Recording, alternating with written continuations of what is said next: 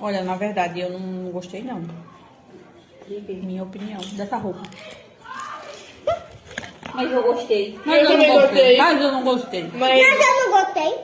nem tudo é sobre o que a senhora gosta ou não gosta. Mas eu não queria que ela vestisse. Ela tem que usar o que ela gosta, entendeu? E a senhora tem que usar o que a senhora Mas a minha gosta. opinião tem que ser válida. Mas vocês são irmãs, você não pode brigar. Não é essa cor não, tá?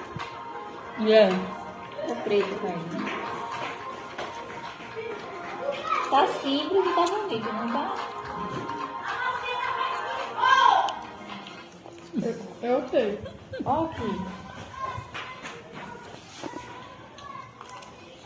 Esse negócio vai segurar. Os meu. peitos Eu dela preciso não, tá? de uma roupa pra levantar meus peitos também. Como vai levantar o seu? Mas isso aí não gostei disso aí não. Eu gostei, acho lindo.